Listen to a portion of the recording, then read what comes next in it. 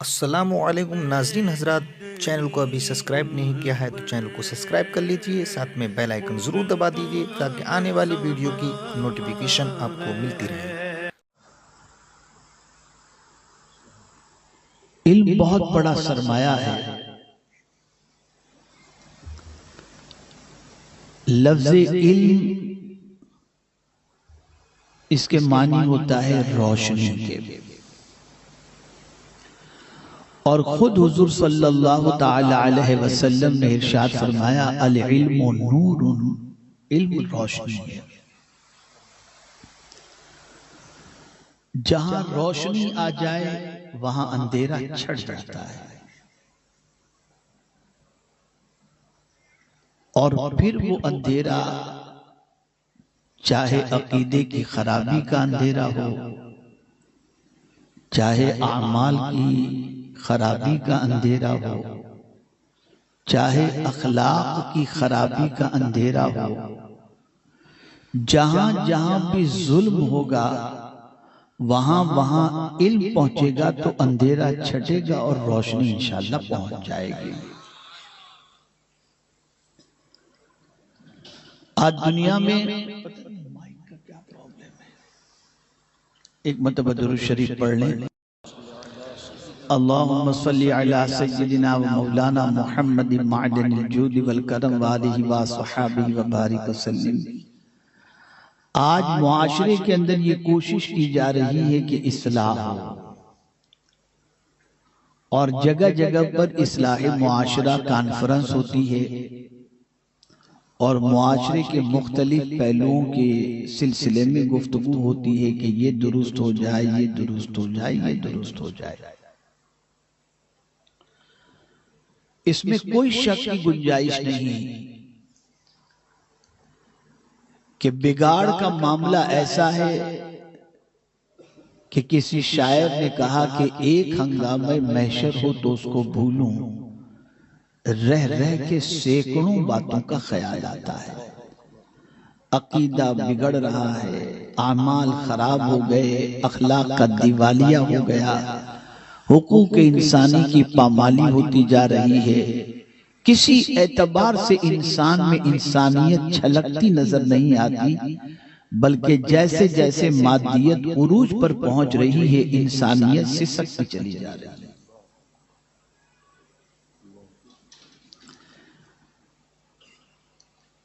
ہم لوگوں کے سامنے یہ بات ضرور کہتے ہیں کہ نگاہوں کو نیچی رکھو کہ قرآن میں حکم ہے۔ ہم لوگوں کے سامنے یہ بات ضرور پیش کرتے ہیں کہ زبان کی حفاظت کرو، جھوٹ سے پرہیز کرو کہ قرآن نے منع فرمایا وَاجْتَنِبُوا قَوْلَ الزُّورِ۔ مختلف اخلاق و عادات و اطوار کے سلسلے میں، اعمال کے سلسلے میں گفتگو کرتے ہیں، لیکن وہ ایک چیز جو انسان کے سارے بگاڑ کو درست کر سکتی ہے وہ چیز ہے علم۔ اگر علم کسی کے پاس آ گیا تو اس کا عقیدہ بھی درست ہو جائے گا، اس کے اعمال بھی درست ہو جائیں گے، اس کے اخلاق بھی درست ہو جائیں گے، اس کی تجارت بھی درست ہو جائے گی، اس کی معیشت بھی درست ہو جائے گی، اس کا پڑوسیوں کے ساتھ حقوق کا معاملہ بھی درست ہو جائے گا۔ اس لیے کہ جہالت وہ برائی ہے جس کے بطن سے ہر بیماری جنم لیتی ہے، اور علم وہ سرمایہ ہے جس کی وجہ سے ہر برائیاں اور ہر فساد ختم ہوتا ہے۔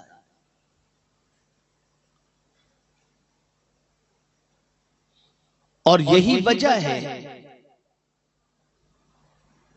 کہ تخلیق آدم کے ساتھ ہی پروردگار جل جلالہ نے جس زیور سے حضرت آدم علیہ السلام کو آراستہ فرما کر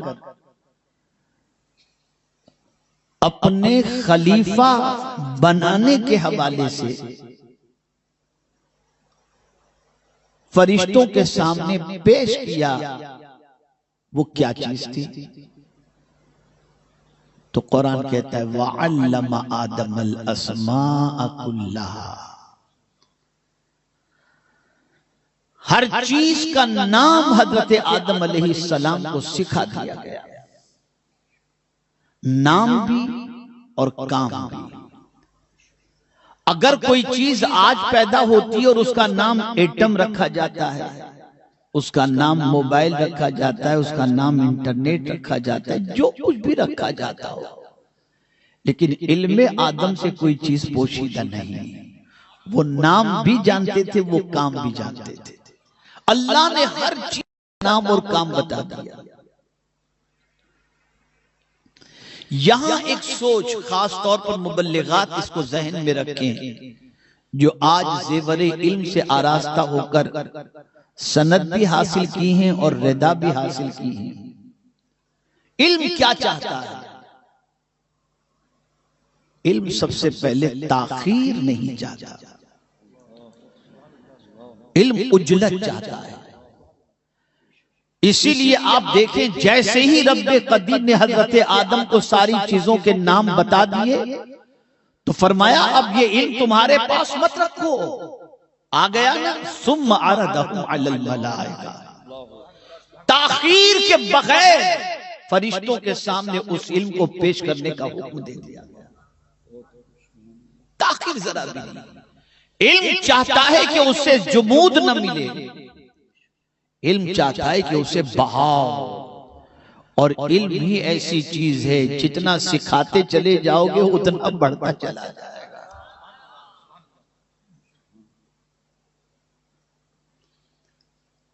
میرے پیارے آقا صلی اللہ تعالی علیہ وسلم کے پیارے دیوانوں، میری ناقص معلومات کے اعتبار سے اگر میں کہوں تو غلط نہ ہوگا کہ حضرت آدم علیہ السلام کا جسد خاکی تیار ہوا، انہوں نے ابھی سجدہ نہیں کیا تھا۔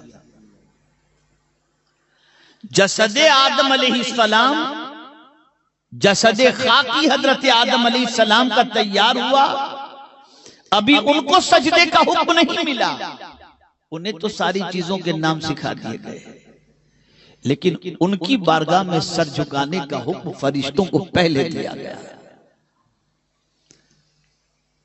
وَإِذْ قُلْنَا لِلْمَلَائِكَةِ اسْجُدُوا لِآدَمَ،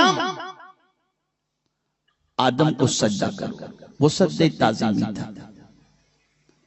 میرے پیارے آقا صلی اللہ تعالی علیہ وسلم کے پیارے دیوانوں، اب قرآن کہتا ہے فَسَجَدُوا إِلَّا إِبْلِيسَ، سب جھک گئے مگر ابلیس، وہ نہیں جھکا۔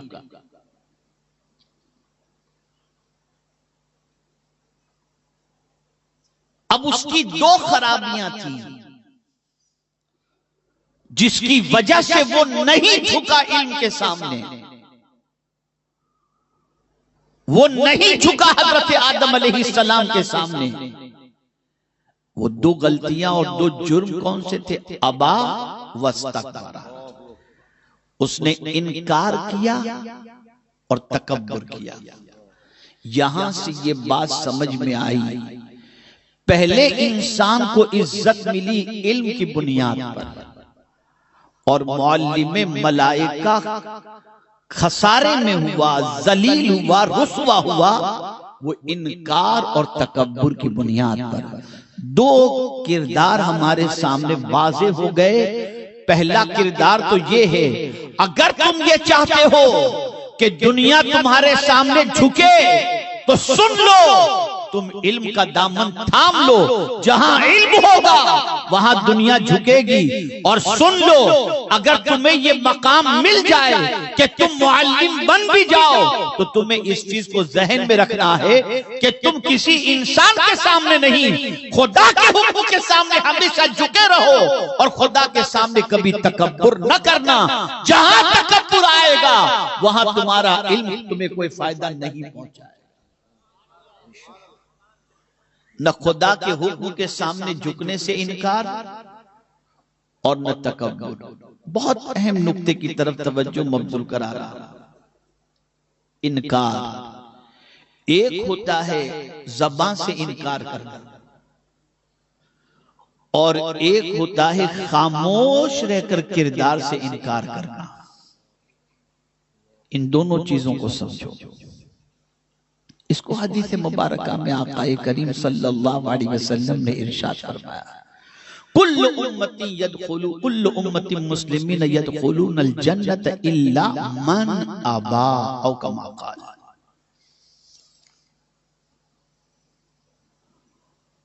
ہر مسلمان جنت کے اندر داخل ہو جائے گا مگر وہ جس نے انکار کیا۔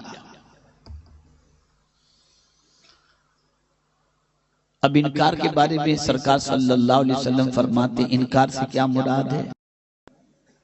حضور صلی اللہ علیہ وسلم کی اطاعت نہ کرنا یہ انکار ہے۔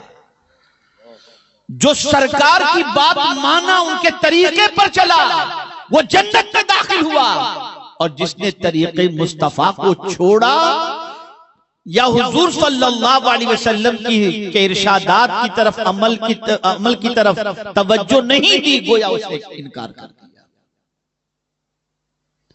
اور اگر کسی نے حضور کی اطاعت کر لی تو اس کا مقام کیا ہے؟ پھر دنیا کی کوئی طاقت، خدا کی قسم، اس کو ناکام کر ہی نہیں سکتی۔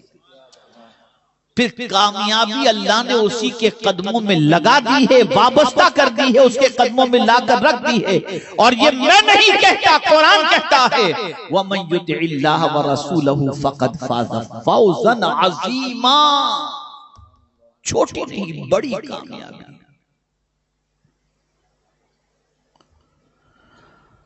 میرے پیارے آقا صلی اللہ تعالی علیہ وسلم کے پیارے دیوانوں، اس بات کو اچھی طریقے سے ذہن کے اندر محفوظ کر لو۔ علم چاہتا ہے عاجزی، تکبر کا ضد، تکبر کی ضد عاجزی ہے، انکار کی ضد اقرار ہے۔ جہاں علم ہو وہاں پر اللہ عز و جل اور اس کے رسول صلی اللہ علیہ وسلم کی اطاعت بھی ہونی چاہیے، اور اسی کے ساتھ ساتھ وہاں پر تواضع بھی ہونا چاہیے۔ میرے پیارے آقا صلی اللہ علیہ وسلم کے پیارے دیوانوں، آپ دیکھیں ابلیس کے اندر تکبر تھا، حضرت آدم کے اندر عاجزی تھی، اسی لیے حضرت آدم کی دعا قرآن کے اندر موجود ہے، ربنا ظلمنا انفسنا وان لم تغفر لنا وترحمنا لنکونن من الخاسرین۔ یہ عاجزی ہے۔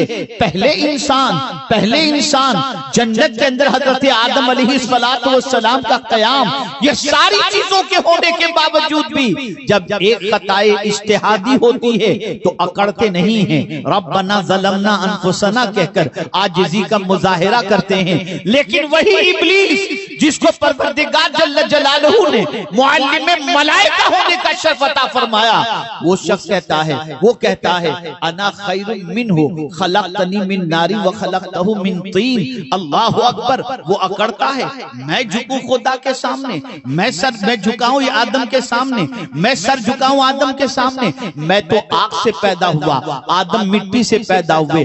اب آپ دیکھیں، سجدے کی کمی نہیں تھی، عبادت کی کمی نہیں تھی، ریاضت کی کمی نہیں تھی، تسبیح کی کمی نہیں تھی، اس کے نام اعمال میں نیکیوں کا اتنا خزانہ موجود تھا کہ اگر وہ اس کے سجدے کے حوالے سے اگر کہا جائے تو غلط نہ ہوگا کہ زمین پر دل رکھنے کی کوئی جگہ ایسی نہیں تھی جہاں اس نے سجدہ نہ کیا ہو۔ اتنے سجدوں کے باوجود عمل دیکھیے، اس کا عمل کیا تھا؟ ایک انکار کرنا اور ایک تکبر کرنا۔ یہ بے عملی جو دو چیزیں تھیں، ان دو چیزوں کی طاقت اتنی زبردست ہے اور یہ دو عمل اتنے برے ہیں کہ ان دو کی بنیاد پر اللہ نے زندگی کی ساری عبادتیں اس کے منہ پر مار دی۔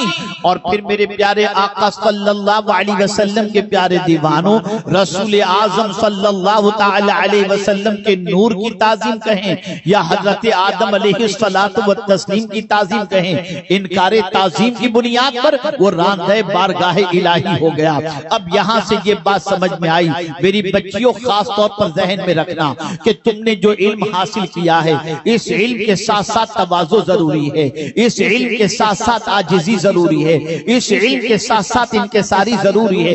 علم کبھی تمہیں جو ہے تکبر کی طرف لے کر کے نہ جائے۔ اگر تمہارا علم دوسروں سے تمہیں بہتر کہلانے میں لگ جائے، اگر تمہارا علم دوسروں کے مقابلے میں تم کو تکبر کی طرف لے جائے، تو یہ علم تمہیں بلندی کی طرف نہیں نہیں لے جائے گا۔ میں آپ کو ایک چھوٹی سی بات کے ذریعے، یہاں سرمایہ دار بھی ہوں گے، یہاں پر سربراہ افراد بھی ہوں گے، معاشرے میں مقام رکھنے والے بھی ہوں گے، گھر کے اندر بھی بحیثیت بڑے ہوں گے، چاہے باپ کی شکل میں یا چاہے ساس کی شکل کے اندر، کسی بھی اعتبار سے بڑے ہوں گے۔ یہاں پر میں ایک چیز آپ کو بتا دوں کہ آدمی کبھی جھکتا نہیں ہے، خود کو بڑا سمجھ کر نہیں جھکتا، اور اس وجہ سے نہ جھکنے کی بنیاد پر اللہ تعالیٰ اسے عزت نہیں دیتا۔ میں مثال کے ذریعے سمجھاؤں، خود کو بڑا سمجھنے کی وجہ سے اللہ عزت نہیں دیتا۔ توجہ چاہوں گا جملے پر، انشاءاللہ ایمان تازہ ہوگا۔ عزت دینے والا کون ہے؟ اللہ۔ وَلِلَّهِ الْعِزَّةُ وَلِرَسُولِهِ وَلِلْمُؤْمِنِينَ، عزت اللہ کے لیے، اس کے رسول کے لیے اور مومنین کے لیے۔ اور قرآن کہتا ہے أَيَبْتَغُونَ عِندَهُمُ الْعِزَّةَ فَإِنَّ الْعِزَّةَ لِلَّهِ جَمِيعًا، ساری عزت تو اللہ عز و جل کے لیے ہے، اس کے دست قدرت میں ہے۔ اب دیکھیے میں آپ کو بتاؤں، انسان خود کو بڑا سمجھتا ہے، جھکتا نہیں، خود کے اندر تکبر پیدا کر دیتا ہے، جھکتا نہیں۔ اب وہ بڑائی ظاہر کرنے کے لیے کہ میں جھکوں گا تو چھوٹا کہلایا جاؤں گا، میں جھکوں گا تو کمزور کہلایا جاؤں گا، تو اپنا بڑا پن ظاہر کرتا ہے، اور وہ بڑا پن ظاہر کرنے کے لیے اور بڑا بننے کے لیے وہ اپنے آپ کو تکبر کے دائرے کے اندر لے جاتا ہے۔ لیکن مولا فرماتا ہے تو خود سے بڑا بننا چاہتا ہے، تو خود سے اکڑنا چاہتا ہے اور خود سے بڑا بننا چاہتا ہے، میں تجھے بڑا ہونے نہیں دوں گا۔ میں تو کس کو بلندی عطا کرتا ہوں؟ میرے بندے تو جانتا ہے جو جھک جاتا ہے اس کو بلندی عطا کرتا ہوں، اس لیے کہ بلندی دینا میرے دست قدرت میں ہے۔ کوئی خود سے ہزار بڑا بن جائے وہ بڑا نہیں ہوا کرتا، بڑا وہی ہے جسے اللہ بڑا بنا دے۔ تو اللہ فرماتا ہے اگر تو چاہتا ہے کہ میں تجھے بلندی عطا کروں، من تواضع للہ فقد رفعہ اللہ، جو اللہ کے لیے تواضع اختیار کرے اللہ اسے بلندی عطا فرما دیا کرتا ہے۔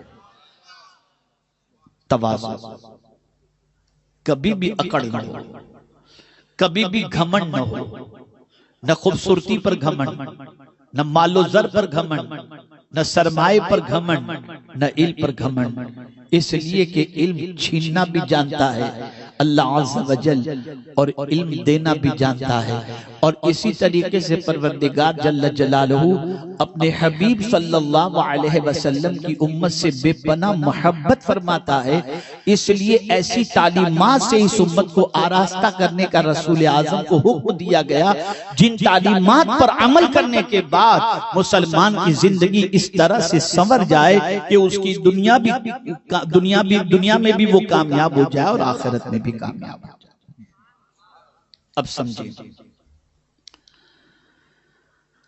آج ایک چیز کی زیادتی کی دعا اللہ کی بارگاہ میں لوگ نہیں کرتے،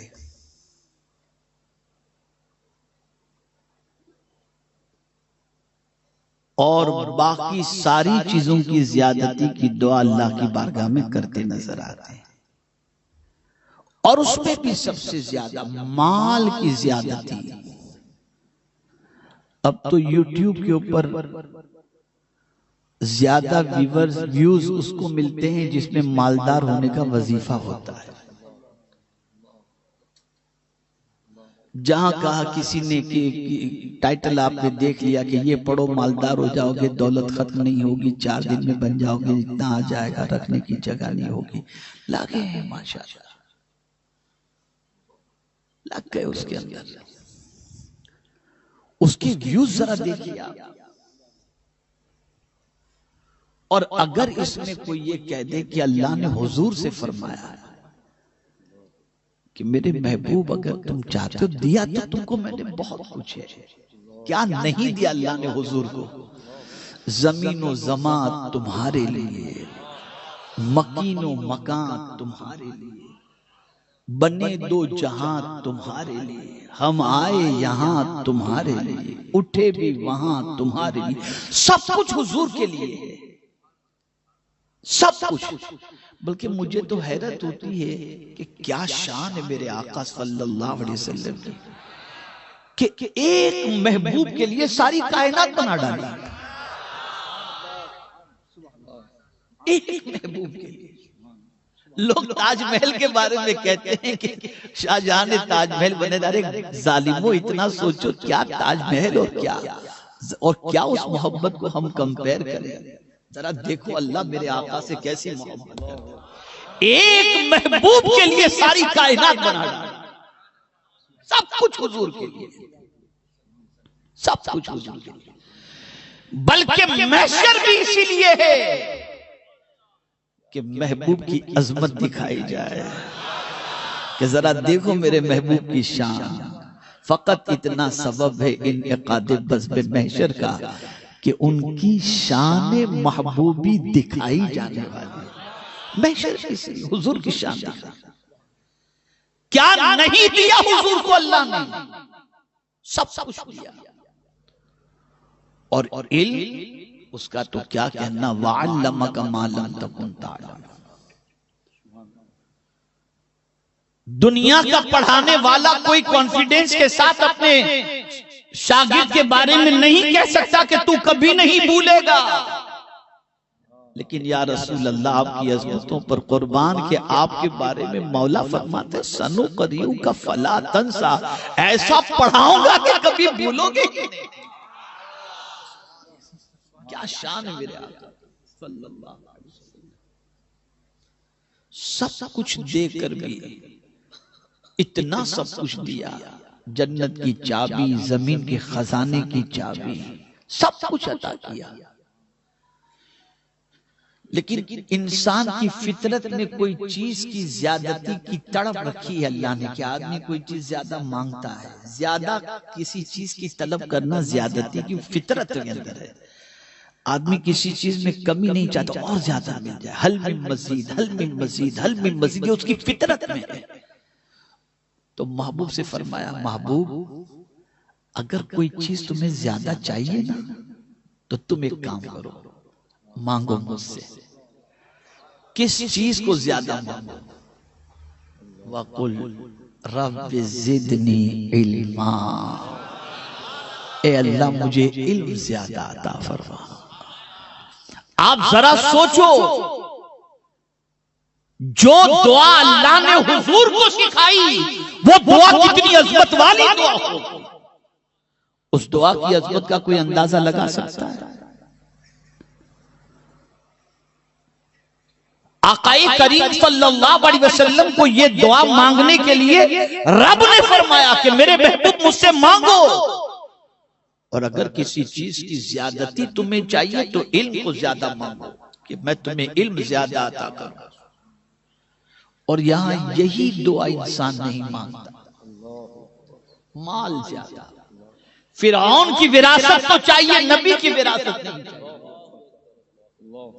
اسی لیے مجھے یاد آ رہا ہے کہ ایک صحابی بازار کے اندر ٹہل رہے تھے اور مسجد کے اندر قرآن مقدس کا درس چل رہا تھا، وہ باہر نکل کر کے آواز دیتے، چلو چلو مسجد میں نبی کی میراث تقسیم ہو رہی ہے، نبی کی میراث تقسیم ہو رہی ہے۔ لوگ اندر گئے، جا کے دیکھا تو درس کی محفل چل رہی تھی، تو آ کر کے کہتے تم تو کہتے حضور کی میراث بٹ رہی تھی، وہاں تو کچھ بڑھتا ہوا دکھائی نہیں۔ کہا تم نے کیا دیکھا؟ کہا میں نے درس قرآن ہوتے دیکھا۔ کہا نبی کی میراث اور ہے کیا؟ اور ہے کیا یہ بتاؤ۔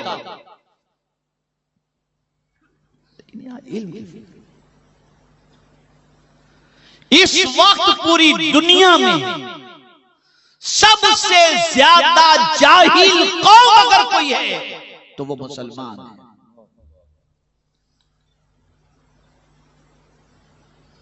اور تھوڑی چپتی ہوئی بات کہہ دیں، تھوڑی چپتی ہوئی بات،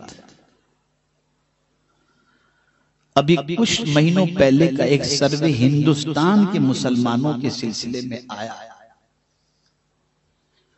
تو اس سروے کی رپورٹ میں یہ بات آئی کہ ہندوستان کے 60% مسلمان جو ہیں وہ پہلا کلمہ بھی نہیں جانتے۔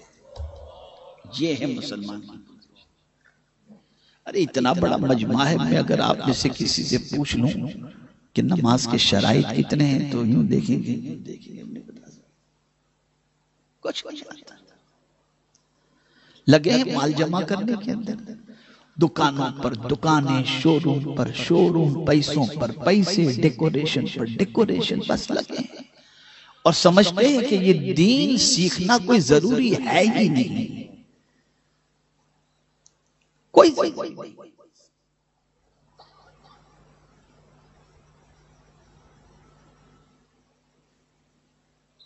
علم جو ہے وہ ایمان کا بھی رہنما ہے اور عمل کا بھی رہنما ہے۔ میں آپ کو بتاؤں، شیطان کی ایک مجلس جمی ہوئی تھی اور شیطان اپنے چیلوں سے اب ان کے کام کی رپورٹ لے رہا تھا کہ ذرا بتاؤ کیا کیا کام تم نے کیا۔ تو ایک چیلا کھڑا ہوا، کہا میں نے میاں بیوی میں طلاق کرا دی۔ کہا اچھا بیٹھ جا۔ دوسرا کھڑا ہوا، کہا میں نے ایک نوجوان کو زنا کے اندر گرفتار کر دیا۔ کہا تو بھی بیٹھ جا۔ تیسرا کھڑا ہوا، میں نے دغابازی ایک سے کروا دی۔ کہا تو بھی بیٹھ جا۔ ایک ایک برے کام وہ گناتا رہا، ایک ایک چیلے اٹھتے رہے، گناتے رہے۔ شیطان نے سب کو بٹھا دیا۔ ایک چھوٹا سا شیطان کھڑا ہوا اور کہا میں نے ایک بچہ مدرسے میں علم حاصل کرنے جا رہا تھا نا، میں نے اس کے دل میں وسوسہ ڈالا اور علم سے اسے روک دیا۔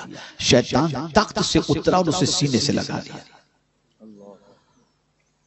سینے سے لگا دیا۔ سب چیلوں نے کہا بڑی عجیب بات ہے، ایک بچے کو مدرسے میں جانے سے روک لیا، اس کو سینے سے لگا لیا، اور ہم نے اتنے بڑے بڑے کام کیے، کوئی فائدہ نہیں۔ پوچھ لیا شیطان سے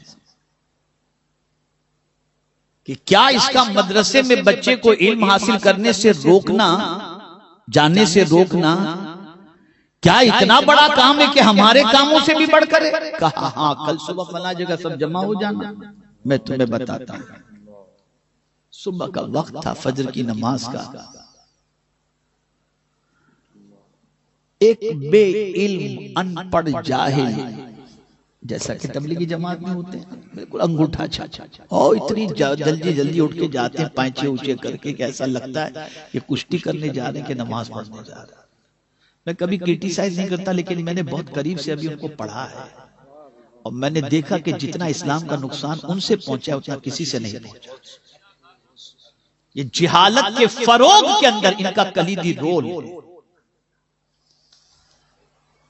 تو اب آپ دیکھیں، ایک ایسا ہی کوئی جا رہا تھا نماز کے لیے، بڑا تکبیر اولا کا پابند، لیکن ان پڑھ بالکل کمار، انگوٹھا چھاپ جا رہا تھا۔ ابلیس نے روکا، چیلے سب دیکھ رہے ہیں، روکا شیطان کے سردار۔ ارے ماشاءاللہ آپ تو بڑے نمازی آدمی ہیں، ذرا ایک مسئلے کا جواب دے دیں۔ کہا کیا؟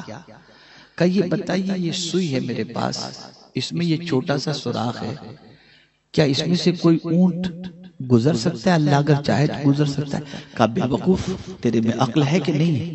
اتنا بڑا اونٹ کیا اللہ اتنی چھوٹی سی سوئی کے سوراخ سے نکال دے گا؟ کہا آپ جائیے نماز پڑھنے جائیے۔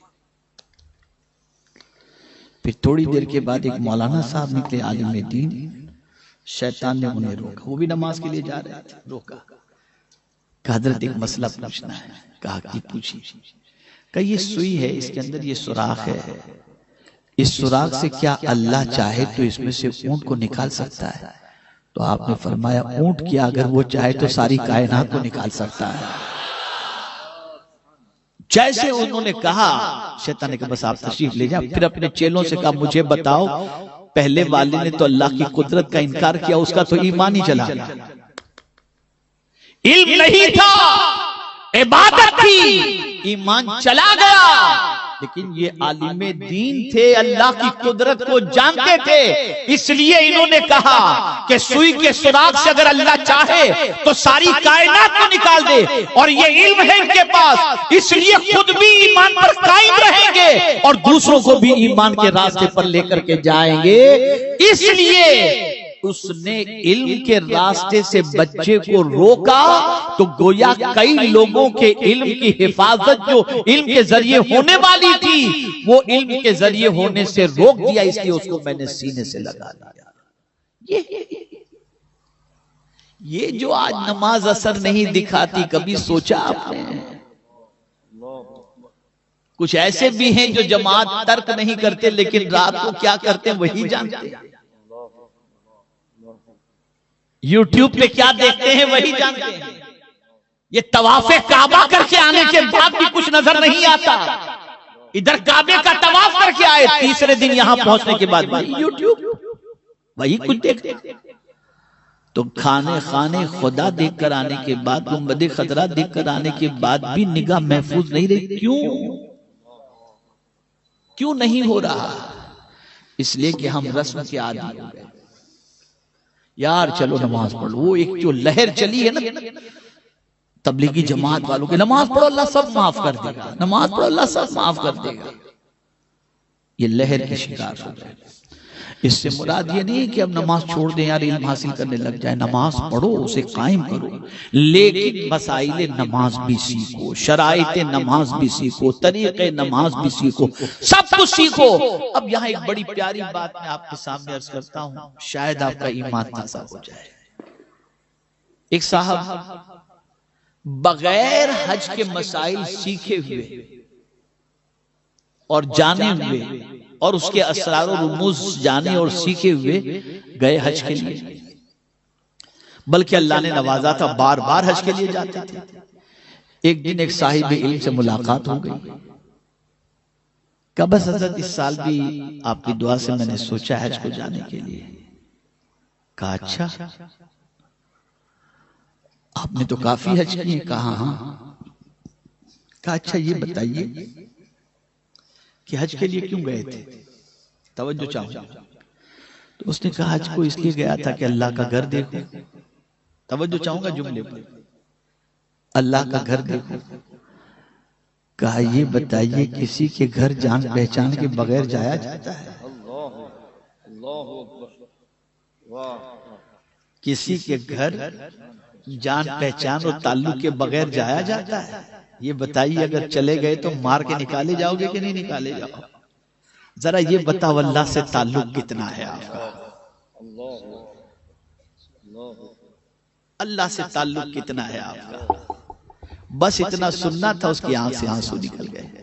کہا اس سال آپ حج کے لیے نہ جائیں، اس سال آپ رک جائیں، علم حاصل کریں، کسی اللہ والے کی صحبت اختیار کریں، ایک سال اس طرح سے گزار دیں، پھر حج کے لیے جائیں، حج فرض تو ادا ہو چکا ہے۔ وہ بندہ ایک سال اسی طریقے سے اپنا گزار دیا، تربیت پائی، علم حاصل کیا، چوٹ تو لگ چکی تھی۔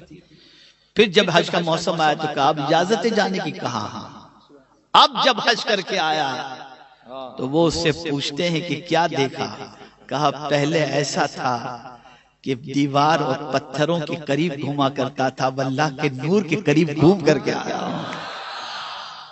اور اس کو سرکار نے حدیث شریف میں بیان فرمایا ہے کہ جب کوئی شخص خانہ کعبہ کا طواف تیسرا کلمہ پڑھتے ہوئے کرتا ہے گویا وہ نور کے سمندر میں چل جاتا ہے۔ یہ حضور کا ارشاد ہے۔ یہ ہمارا حال ہے، کہاں ہیں ہم؟ نماز پڑھ کر کے بھی اطمینان نہیں، روزے رکھ کر اطمینان نہیں، تلاوت کر کے اطمینان نہیں، اور اب تو حالت یہ ہو گئی کہ مسجد میں جا کر کے بھی اطمینان نہیں۔ ایسا بھاگتے ہیں کہ جیسے کوئی ڈنڈا لے کر اندر کھڑا ہوا ہو کہ تم باہر نہیں نکلو گے تو مار کے نکالے۔ یہ حال ہو گیا، سب اوپر کا معاملہ ہے۔ وجہ یہ ہے کہ علم نہیں ہے۔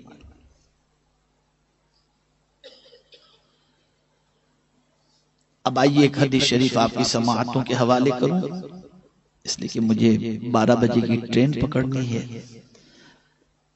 ہمارے مولانا زید مصباحی صاحب کے حکم پر میں حاضر ہو گیا وقت نکال کر، الحمدللہ۔ اب دیکھیے میں آپ کو بتاؤں، ایک قاعدہ کلیہ ذہن میں رکھیے، حضور صلی اللہ تعالی علیہ وسلم جب کسی فائدے کی بات کرتے ہیں نا تو زیادہ تر اس کا فائدہ دنیا میں بھی اور آخرت میں بھی ہو، ایسے ہی کام کا ذکر زیادہ تر حضور نے فرمایا جس کا فائدہ آپ کو دنیا میں بھی ملے اور آخرت میں بھی ملے۔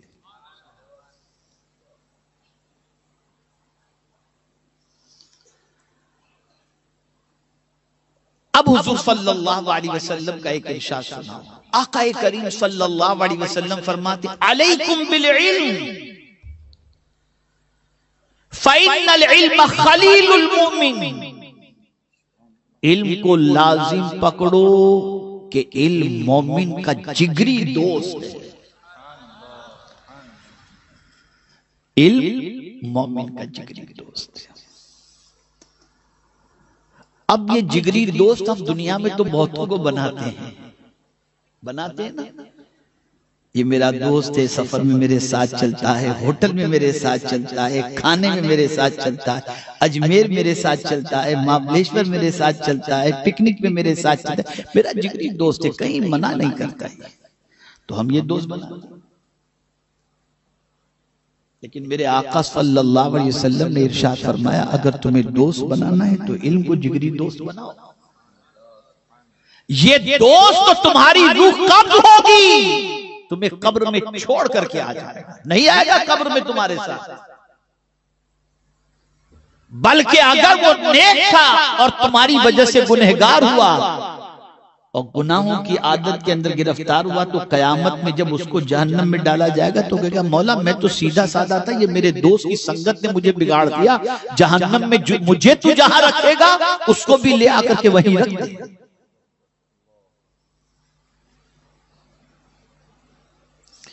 اور یہ بات یاد رکھنا کبھی کسی بدعقیدہ کو دوست مت بنانا، بدعقیدے کی دوستی بڑی خراب ہے۔ اس کو قرآن نے کہا کہ قیامت میں حسرت کے ساتھ کہنے والا کہے گا یا لیتنی لم اتخذ فلانا خلیلا، افسوس کرے گا کہ کاش میں اس کو اپنا دوست نہ بنایا ہوتا۔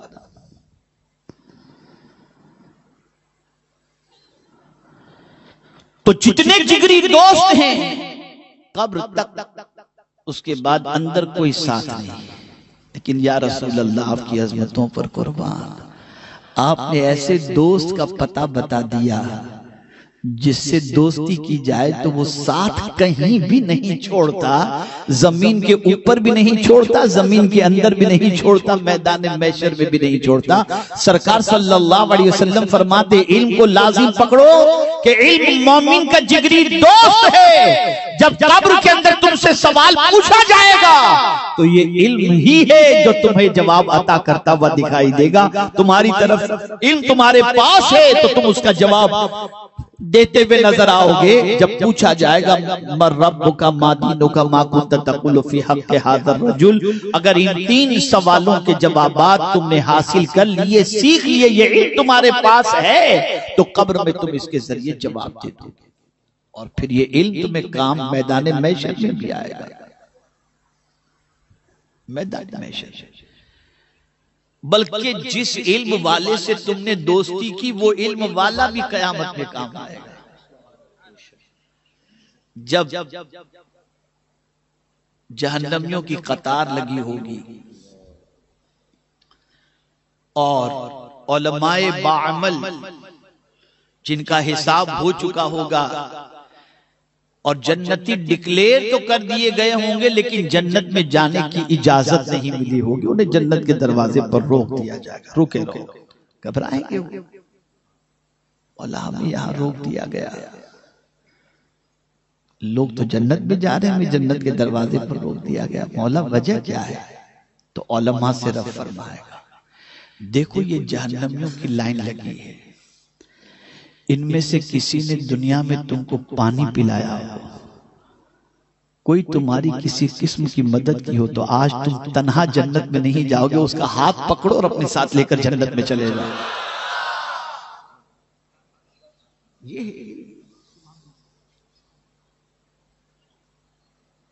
تو اے رسول اعظم صلی اللہ علیہ وسلم کے دیوانوں اس سے دوستی کرو، علم کے سلسلے میں اپنی زندگی کو گزارو، لیکن ہاں انسٹاگرام، واٹس ایپ اور ٹویٹر اور گوگل سے علم حاصل نہ کرو، علم صاحب علم سے حاصل۔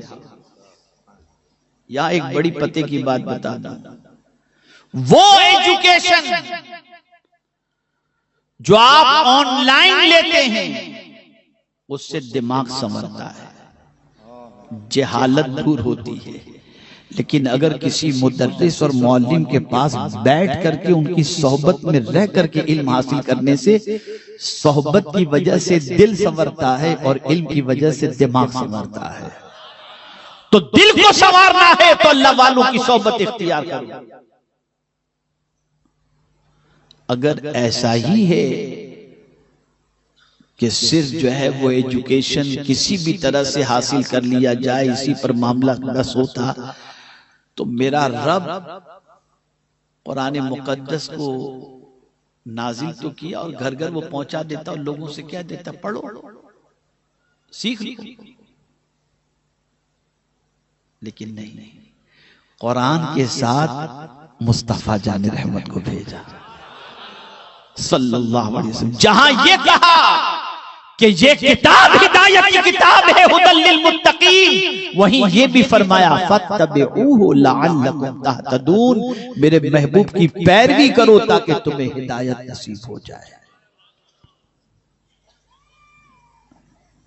صحبت سے انسان بنتا ہے, صحبت سے انسان کی زندگی سنورتی ہے. تو علم بھی حاصل کرو.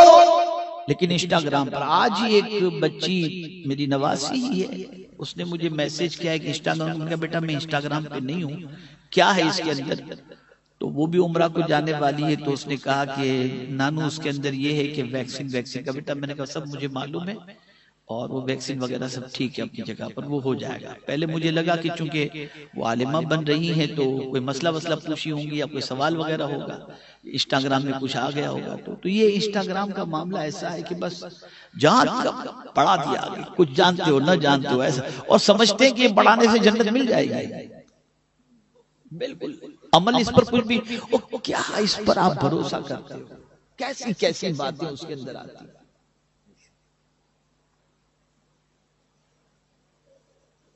ہر بات ریجیکٹ کی بھی نہیں ہوتی اور ہر بات پرفیکٹ بھی نہیں ہوتی.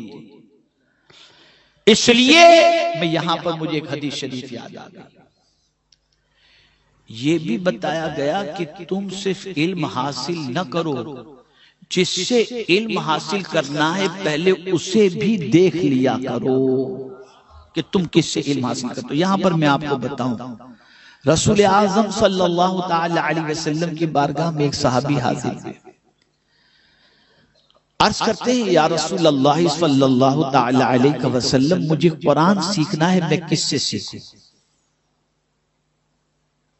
تو میرے آقا صلی اللہ علیہ وسلم نے ارشاد فرمایا چار میں سے کسی سے سیکھ لو. حضرت ابی ابن کعب سے سیکھو, حضرت عبداللہ ابن مسعود سے سیکھو, یا حضرت سالم سے سیکھو, حضرت معاذ بن جبل سے سیکھو. ان چاروں میں سے کسی سے قرآن سیکھ لو. اب آپ سوچیں گے کہ یار یہ چار ذکر جو کیا گیا اس میں خلفائے راشدین کا تو نام ہی نہیں ہے, خلفائے اربعہ کا تو ذکر سرکار نے فرمایا ہی نہیں.